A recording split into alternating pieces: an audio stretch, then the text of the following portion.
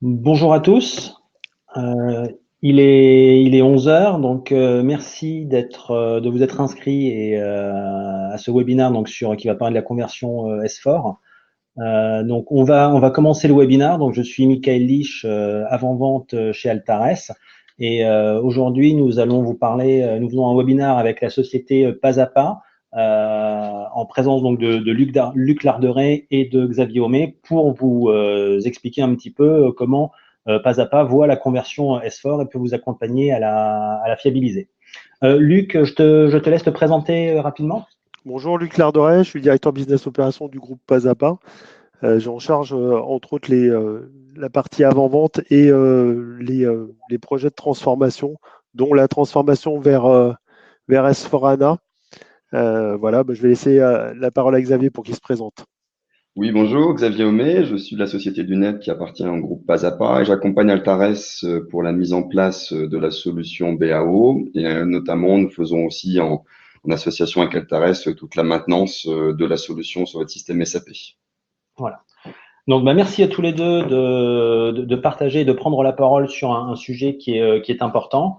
Donc, aujourd'hui, on va aborder le sujet de la conversion S4 avec Luc, donc un peu plus en détail pour avoir une vraie expérience terrain, parce que Luc on a piloté plusieurs. On va parler effectivement de l'accompagnement concernant cette conversion sur trois axes, sur la partie IT, mais également sur la partie métier et sur la partie data. Et on va vous présenter effectivement un outil également que certains d'entre vous connaissent, qui est le Business Add-on, qui permet de soulager cette conversion en prenant à sa charge d'une certaine manière, en facilitant et en sécurisant les flux concernant les données tiers. Donc Luc, je te laisse présenter un petit peu ce contexte que tu connais mieux que beaucoup de monde. Alors, le contexte de la transformation vers SAP S4HANA se posait quelques questions, mais quand est-ce qu'il est réaliste de le faire?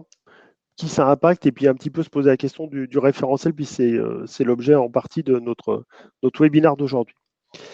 Quand aujourd'hui, la transformation vers S4HANA et sa conversion, entre autres la conversion des systèmes existants SAP vers S4HANA, est possible d'une part depuis quelques années, et d'autre part est quelque chose, notamment par le groupe Pas à Pas, de maîtriser, d'assez sûr, simple et sans souci. C'est-à-dire qu'on sait aujourd'hui transformer, on l'expliquera dans quelques minutes, des systèmes existants en ECC avec un certain niveau d'enhancement package vers des systèmes cibles sur S4. Donc ça, c'est le premier point. On a mis en place, entre autres, une conversion factory pour pouvoir, on va dire, industrialiser ces activités de conversion ISO-fonctionnelle et vous permettre de récupérer votre système dans la nouvelle version de SAP avec le même niveau de fonctionnalité et donc mettre en place un certain nombre d'évolutions derrière. L'autre point, c'est que la date d'échéance, on va dire, la date finale de transformation vers SAP S4HANA est fixée en 2025. Alors 2025, ça peut paraître un tout petit peu loin. C'est relativement proche puisqu'il y a un certain nombre de transformations à faire en amont. D'abord convertir son système et puis traiter un certain nombre de points de fonctionnels qui auront besoin de fonctionner dans la nouvelle version et pas seulement sous un mode de compatibilité.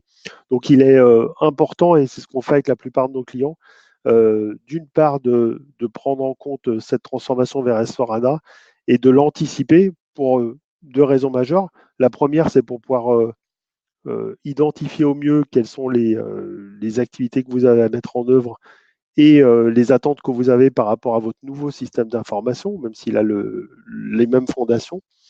Et d'autre part, c'est pour pouvoir avoir une fenêtre de tir, entre guillemets, qui soit la plus pertinente par rapport à votre business. Si vous souhaitez, par exemple, faire des acquisitions, de la croissance externe, etc., dans les années futures, c'est important d'avoir un système d'information qui soit le plus proche de la cible possible pour que vous n'ayez pas un système en transformation pendant que vous êtes en train de faire un autre type de transformation pour votre entreprise.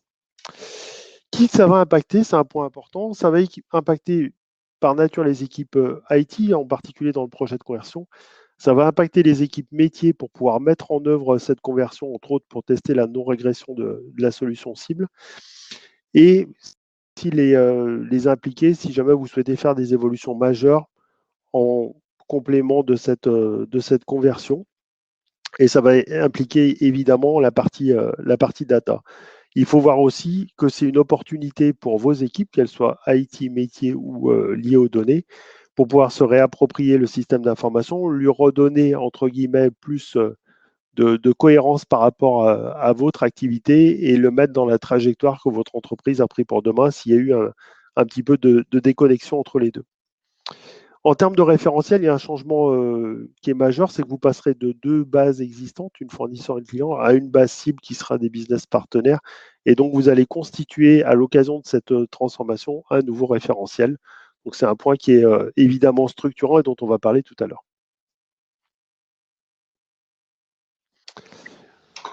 En préambule, vous parlez un petit peu de qui on est. Pasapa est un opérateur global SAP qui travaille sur le corps, donc l'intelligence suite, le RP de SAP, mais met en œuvre également des systèmes satellites de SAP, tant sur la partie applicative que sur la plateforme. Pasapa a reçu l'an dernier un Pinnacle Award pour la transformation vers S4HANA au niveau mondial. Donc, on a été élu partenaire de l'année sur ce sujet-là. Et on a eu une qualification pour notre Conversion Factory, donc pour les activités de transformation, de conversion de vos systèmes existants vers les systèmes S4. Et on est en France l'un des partenaires en force sur ce sujet. On opère 3 offres majeures dans notre écosystème SAP, des offres de projet depuis les phases amont, donc où on va plutôt vous aider à cadrer votre projet que nous on appelle trajectoire, des phases d'intégration ou de migration et de transformation, donc que ce soit pour des nouveaux clients SAP ou des clients existants. Et dans ce cadre-là, on a mis en place la Conversion Factory, qui est notre manufacture de conversion vers S4HANA, pour que vous puissiez maîtriser au mieux et la méthodologie et les coûts associés à cette transformation et l'effort humain que vous aurez à mettre dessus. On a des activités de support et maintenance éditeur. De par notre rôle de distributeur à valeur ajoutée, on effectue un support applicatif, que ce soit en mode récurrent ou à la demande, et on effectue la maintenance éditeur dans le cadre de notre certification PCOA. Enfin, on a des activités d'infogérance, donc depuis la phase de build d'architecture technique jusqu'aux phases de service manager d'infogérance globale, entre autres sur ANA et S4HANA. D'accord. Donc, pour continuer un petit peu cette présentation des sociétés, donc Altares, notre métier, c'est de collecter la donnée B2B, donc la donnée entreprise. Donc, on a différentes sources qui vont de l'open data à des sources privées et des sources des sources publiques, de l'open data, des sources privées et nos sources qu'on a en propre. On s'attache vraiment à avoir une couverture exhaustive. Donc, sur la France, on a 27 millions d'établissements, ce qui inclut effectivement tout un historique depuis 1987. Le monde, avec le réseau, enfin, comme on est membre du réseau Dun & Bradstreet, on couvre aujourd'hui donc plus de 330 millions d'établissements dans le monde. En engagement de qualité, l'idée, c'est de devenir référence pour la donnée tiers. Donc, cet engagement de qualité, il est sur la normalisation, l'exhaustivité de la collecte et la transformation de la donnée. Cette exhaustivité et ces processus-là nous permettent d'avoir des indicateurs décisionnels, notamment le score de défaillance qui permet d'anticiper la défaillance d'une entreprise à 12 mois et aussi le PEDEX, donc le comportement de paiement des entreprises que vous connaissez peut-être de par certaines études qui sont réalisées et qui permettent de voir les bons et les mauvais payeurs. Donc Altares est membre du réseau Dun & Bradstreet. L'idée est de couvrir de la même manière qu'on couvre la France le réseau des entreprises mondiales. Donc on est à plus de 330 millions d'entreprises aujourd'hui dans 220 pays. Dun & Bradstreet fonctionne avec des partenaires comme Altares. Alors Altares couvre France, Benelux et Maghreb.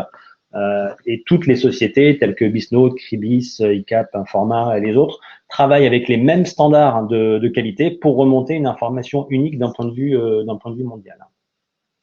Altares, c'est 120 millions d'euros, 420 collaborateurs dans le monde, donc avec des équipes qui sont dédiées à la collecte de la data, mais aussi à l'accompagnement et à la transformation de vos projets. Donc voilà pour les présentations rapides des entreprises. Et je repasse la main à Luc pour qu'on comprenne un petit peu plus précisément le contenu d'une conversion S4. Dans le cadre de la conversion vers S4, on a une démarche qu'on a structurée en 3 grands temps pour nos prospects et nos clients. Un premier temps qui est un temps de réflexion pour formaliser la manière dont vous souhaitez, on on va dire, convertir et de fait faire évoluer votre système d'information qu'on a appelé trajectoire, où on va se projeter avec vous en fonction de votre contexte, de vos enjeux à la cible, et définir la manière dont vous allez convertir et transformer votre système d'information et dans quel timing vous allez le faire, avec quels moyens. Une fois que cette phase de cadrage de business case est construite, on va passer dans une phase où on va mettre les fondations en fait de notre système d'information qui est notre entreprise intelligente, et on va construire le corps digital de SAP S/4HANA, et donc on va réaliser entre autres les opérations de conversion pour pouvoir être demain avec un système d'information qui opère sur SAP S/4HANA. Et suite à cette phase de fondation, on va mettre en place de l'innovation et de la valeur, d'une part dans le système ERP, d'autre part avec des systèmes satellites SAP potentiellement. Il va être important dans cette logique projet d'avoir une réflexion sur l'évolution du SI par rapport à votre stratégie, à votre business model notamment. Ah oui, alors Luc, je me permets d'intervenir parce que ce que j'ai oublié de préciser au début, c'est que si vous avez des questions, vous avez l'option d'utiliser le chat. On va noter toutes les questions et on pourra y répondre en fin de session. Donc voilà, merci. On a monté une méthodologie pour convertir vos systèmes existants vers des systèmes S4 en 4 étapes, qu'on a appelées 4S. Une première étape où on va avoir une phase de préparation, qu'elle soit technique, fonctionnelle, sur la data, sur les développements et sur l'extraction finance. Une deuxième phase qui va être majoritairement technique, on va utiliser les outils SAP pour préparer les aspects techniques de la conversion. Une troisième phase qui va être, elle, beaucoup plus fonctionnelle, et on va migrer entre autres la partie financière, la partie logistique, adapter un certain nombre de programmes spécifiques et effectuer les comparatifs entre le système existant d'un point de vue finance et le système cible. Et enfin, une dernière étape de finalisation où on va activer un certain nombre de briques, notamment les briques Fiori, mettre en place quelques évolutions qui sont nécessaires pour qu'on puisse opérer de la même manière sur S4 et traiter un certain nombre de sujets complémentaires dans la solution SAP. Pasapa a mis en place un certain nombre d'accélérateurs, pour pouvoir mieux maîtriser cette transformation, et un certain nombre d'étapes aussi pour qu'on ait quelque chose qui soit le plus séquencé possible et le plus industrialisé possible. Si on se met un petit peu en termes de planning et de plan projet, l'objectif de notre activité de conversion va consister à passer d'un système productif en ECC6 Unicode avec un certain nombre de prérequis pour qu'il soit ready pour une conversion S4 vers un système productif vers S4. On va avoir un premier temps que vous retrouvez en haut qui est la trajectoire d'évolution vers S4. En parallèle de cette trajectoire d'évolution, on va mettre en place un POC.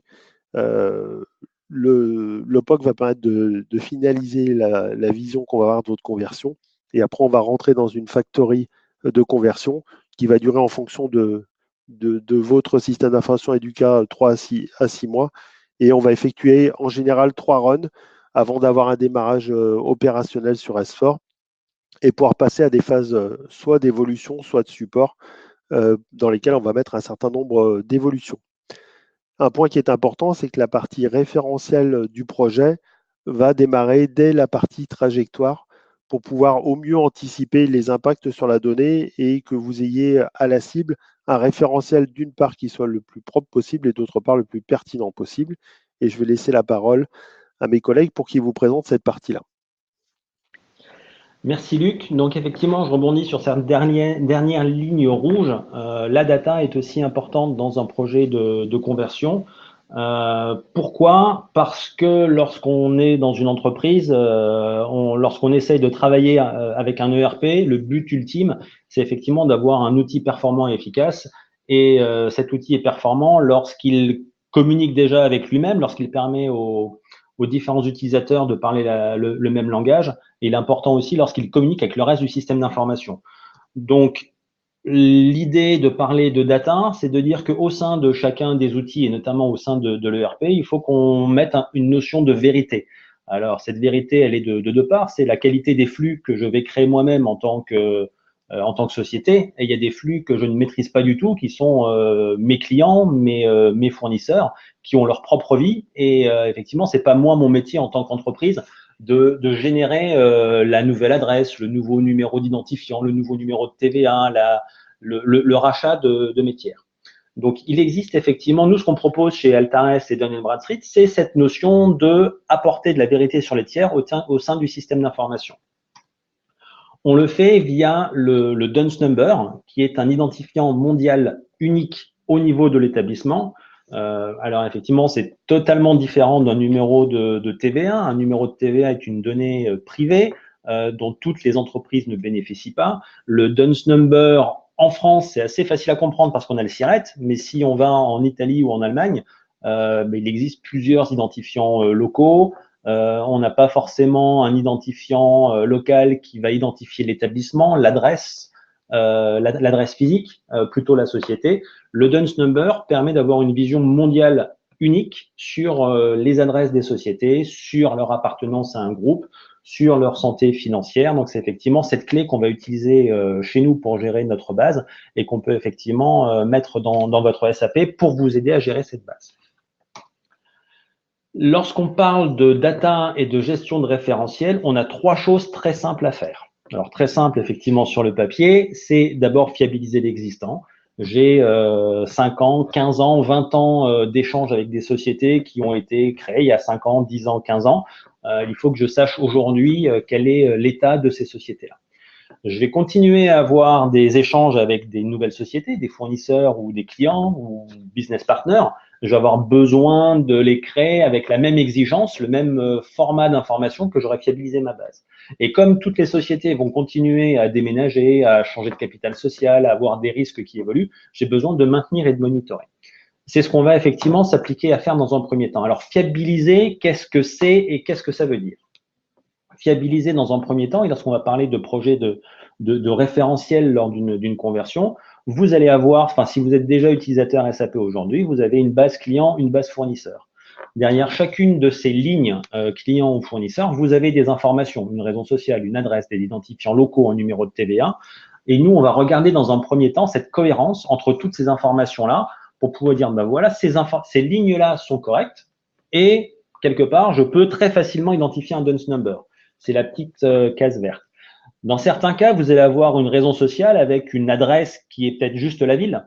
Et dans ce cas-là, il est plus difficile de tendre vers une seule adresse physique. Donc là, on va peut-être avoir besoin d'un petit peu de manuel. Donc, on va d'abord classer toute votre base client et votre base fournisseur avec de l'information qui est parfaitement correcte, de l'information qui est un petit peu moins bonne et de l'information pour lesquelles on va avoir besoin de votre aide.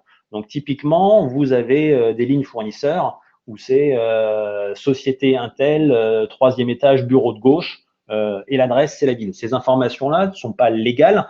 C'est très compliqué, effectivement, d'identifier un tiers légal avec ces informations-là. Donc, une première phase qui va être du matching vers un DUNS number, donc un identifiant mondial unique, qui va vous permettre de faire deux choses. D'identifier vos doublons. Donc, vous avez conscience d'un certain nombre de vos doublons. Par contre, là, comme le DUNS number est unique, dès que j'ai deux fois le même DUNS number dans ma liste, c'est que j'ai un doublon. Autre chose, je vais pouvoir identifier aussi mes tiers fermés. Et là, on arrive directement sur une notion de risque qui est un petit peu plus importante, c'est qu'un tiers que j'ai créé il y a 5 ans et que je n'ai pas forcément mis à jour ou pas complètement, peut-être qu'il a déménagé, donc il a une autre adresse, donc son SIRET n'est plus actif. Peut-être qu'il s'est fait racheter par une autre société et que l'identification que j'ai de cette société n'est plus la bonne. Donc, le principe de cette fiabilisation de vos bases clients et de vos bases fournisseurs, l'idée, c'est d'avoir une base de tiers unique actif. Et comme vous allez identifier de la même manière vos fournisseurs et vos clients, on va être capable de créer une base de business partner propre. Et donc, un point de départ fiable dans cette migration S4.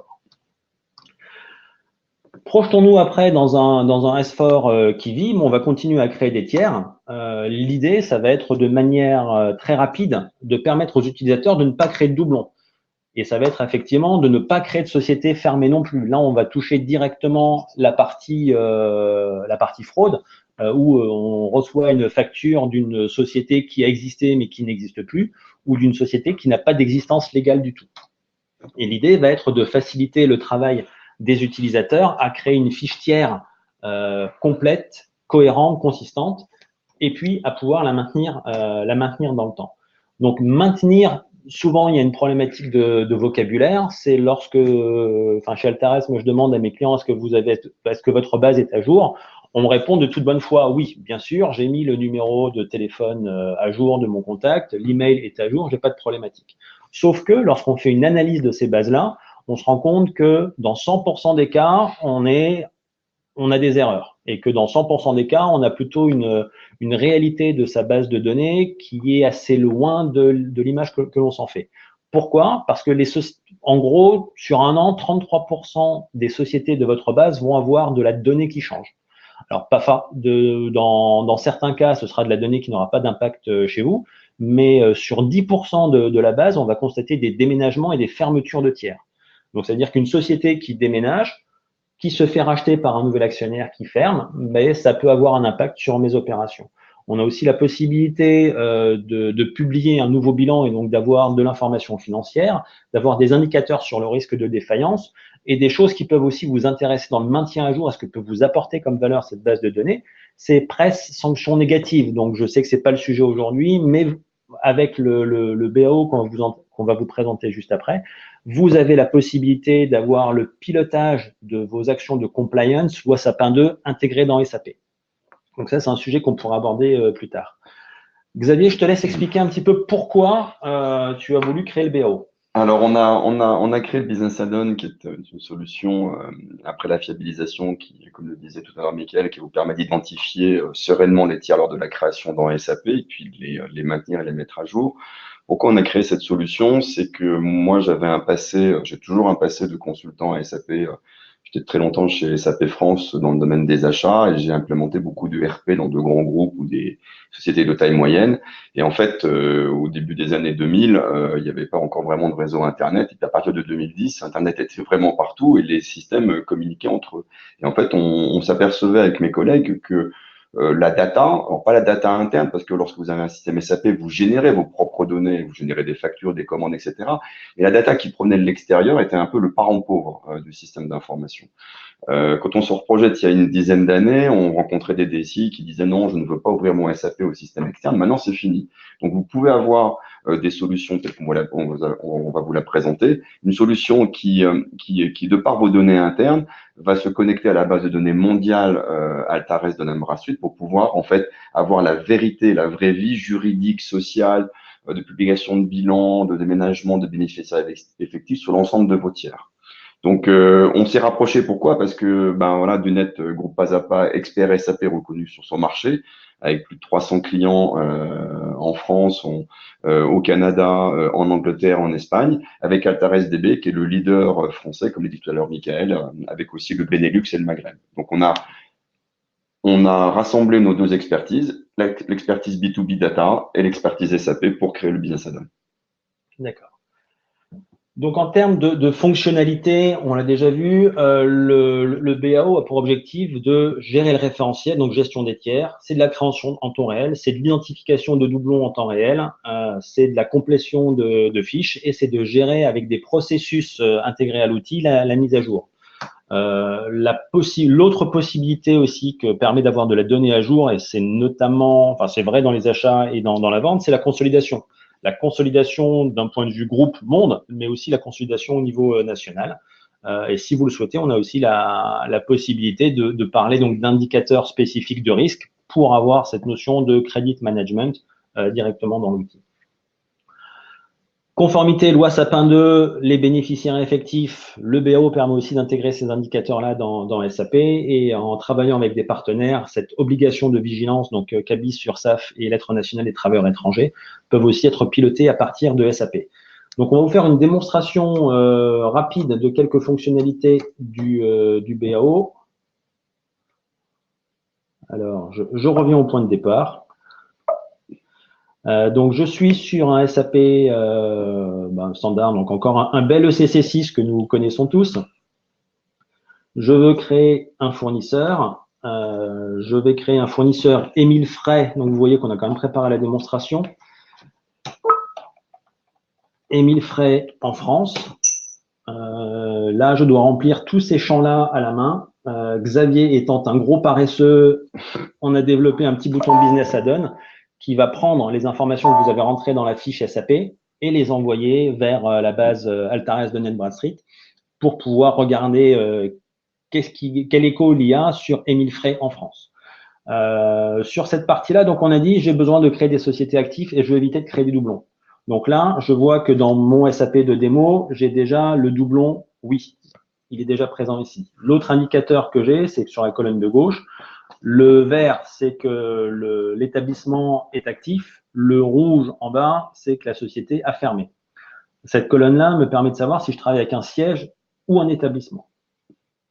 Donc, je vais regarder, je vais pouvoir créer Émile Frey Avenue d'Iéna. Bon, voilà, tiens, il n'est pas créé. Donc, j'appuie sur Émile Frey. Qu'est-ce qui se passe? En temps réel, je vais afficher les informations identitaires qui vont me permettre de vérifier si cet Émile Frey-là est bien celui que je veux créer. Alors là, on met un peu de temps.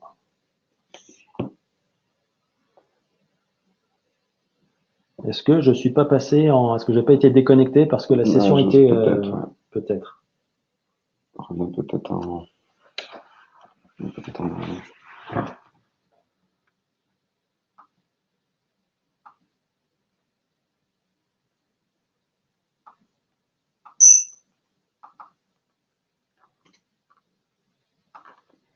On va refaire un autre.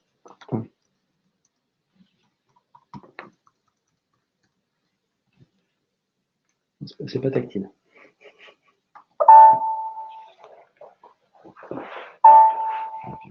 Voilà.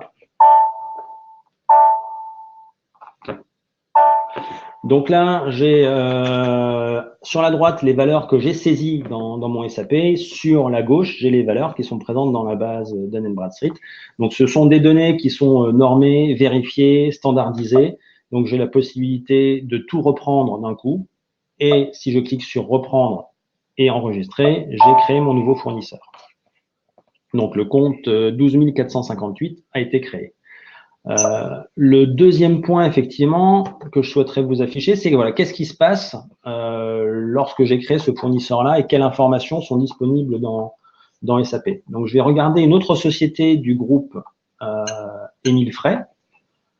Donc pour lesquels, donc là j'ai Émile Frey Motor France, donc ça c'est la fiche SAP et j'ai tous les champs qui ont été remplis et standardisés. Donc je retrouve le SIREN, le SIRET, le numéro de TVA, le numéro, l'identifiant DUNS que je retrouve aussi. Donc ça c'est sur mon SAP. Par contre, j'ai la possibilité d'avoir beaucoup plus d'informations. Beaucoup plus d'informations sur la partie identitaire de la société où je vais retrouver dans mon SAP sa qualité. Est-ce que c'est un siège social, un établissement? Son état, est-ce qu'elle est active ou inactive, la date de création, le code NAF, la tranche effectif, la forme juridique. Donc, toutes ces informations-là sont dès à présent disponibles dans mon SAP.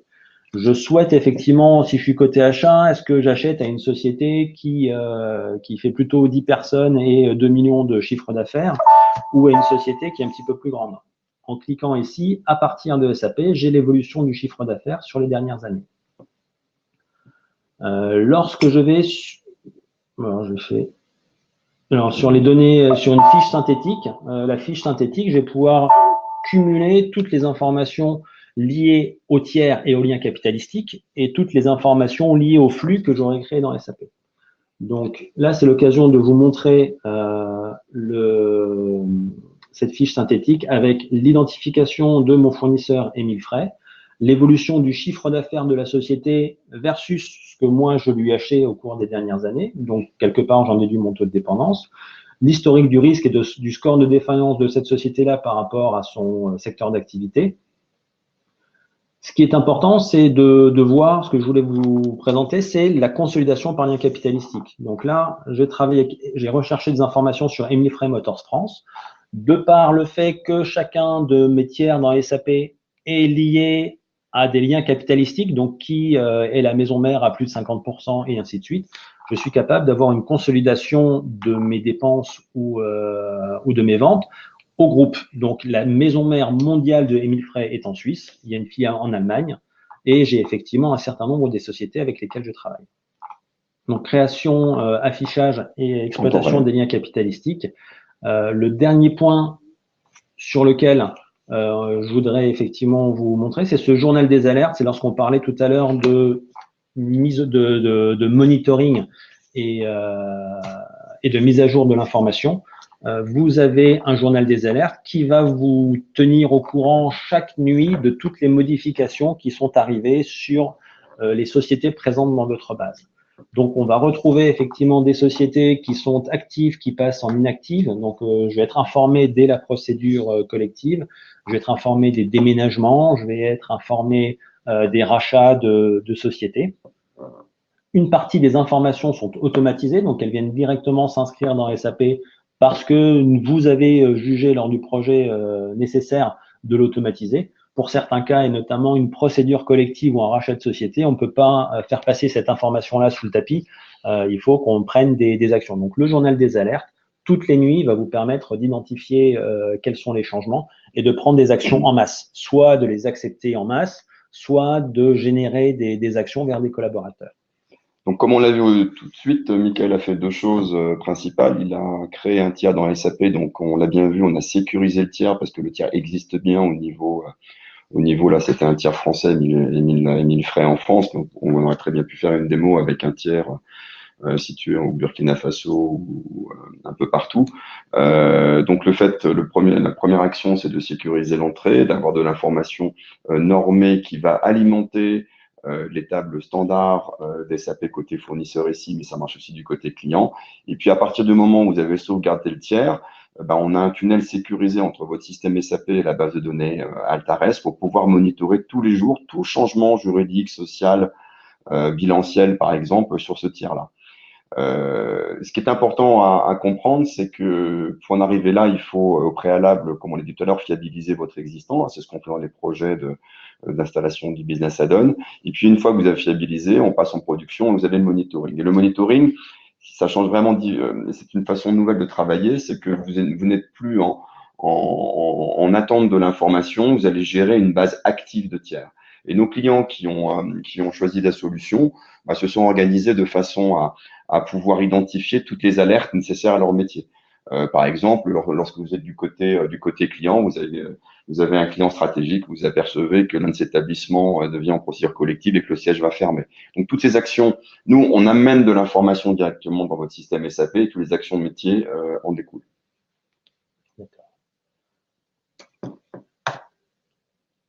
Donc, en synthèse, effectivement, gestion des tiers, consolidation des ventes, conformité et devoir de vigilance sont accessibles maintenant directement dans SAP, ECC6 ou S4.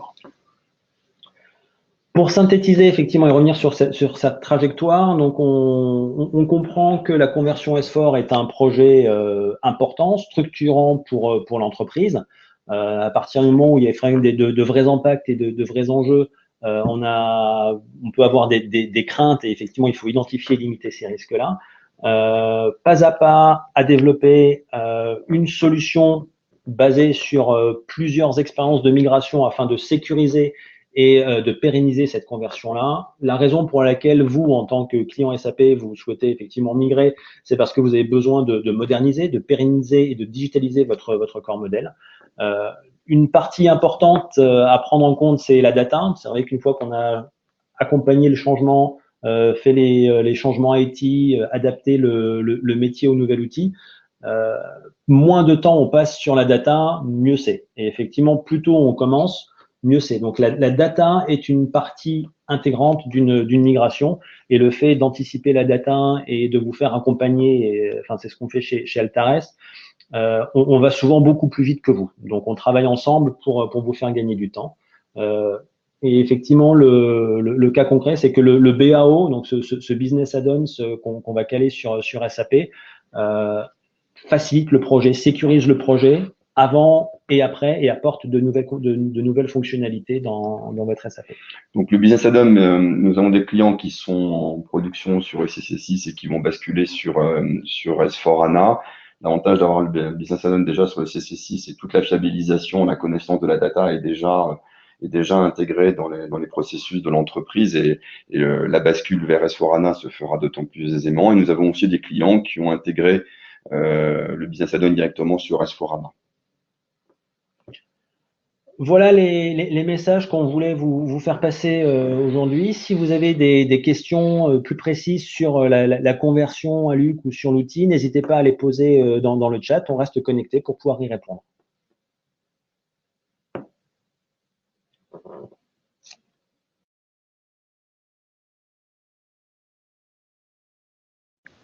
Nous avons une personne qui, oui, est-il possible de recevoir le slide 23? La réponse est oui, on vous enverra par l'intermédiaire de l'email, on vous enverra la présentation en PDF à tous les participants.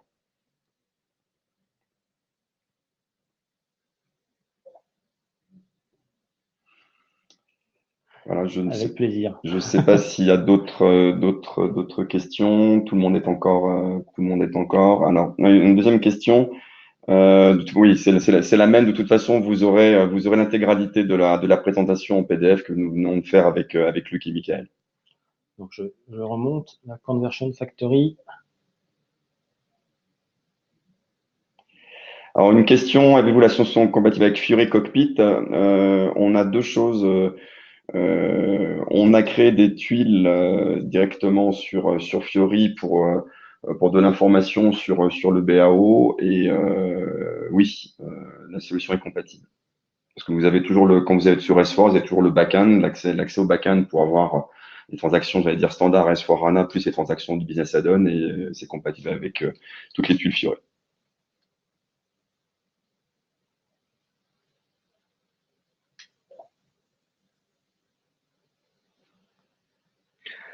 Alors, une question, comment est la couverture à l'international en termes de risque? Donc, en termes d'identitaire, Dun & Bradstreet couvre un peu plus de 330 millions d'établissements aujourd'hui. Le risque est une notion, on a un algorithme qui doit couvrir 270 millions de sociétés dans le monde. Cet algorithme-là, il y a plusieurs indicateurs qui existent. Et donc, on a une couverture quasi, enfin plus de 80% en risque sur le monde par l'intermédiaire du DNB rating. Sur une quarantaine de pays, on a un algorithme qui est encore plus précis parce qu'on a davantage de données, notamment financières, qui nous permettent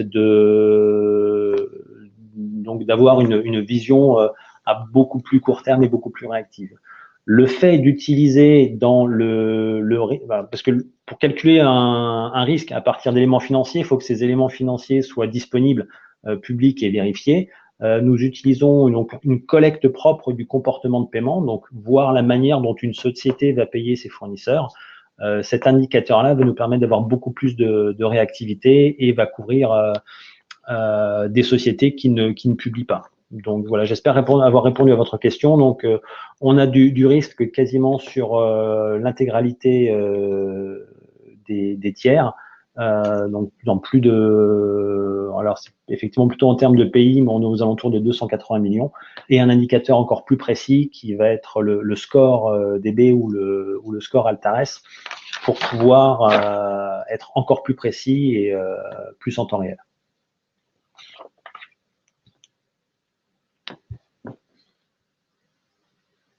Alors, une autre question qui est, DB permet-il d'identifier les sociétés blacklistées aux US, en Europe, etc.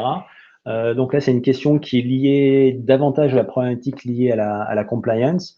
Donc, on a développé chez Altares un outil qui se base sur la donnée DB, les liens capitalistiques, l'identification des dirigeants et des bénéficiaires effectifs.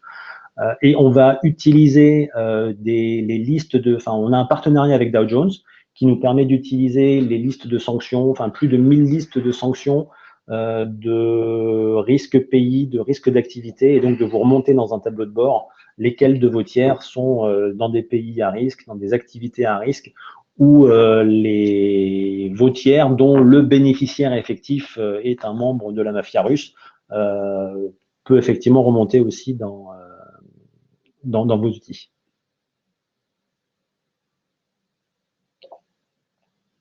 De rien. Je dis merci. Voilà. Voilà, on peut attendre quelques secondes encore pour voir si vous avez d'autres petites questions. Je voulais pour ma part remercier Michael et Luc pour cette présentation et puis à tous les participants d'avoir suivi ce webinaire. Et comme je l'ai dit tout à l'heure, vous allez recevoir dans votre boîte mail la vidéo, effectivement, la vidéo du webinaire. webinaire plus en PDF la présentation. Et si vous souhaitez effectivement recontacter Luc ou Xavier ou moi-même pour avoir davantage d'informations sur les solutions, nous sommes à votre disposition. Merci beaucoup. Merci beaucoup. Passez une très bonne journée. Merci à Luc, merci à Xavier et à très bientôt. À très bientôt. Au revoir.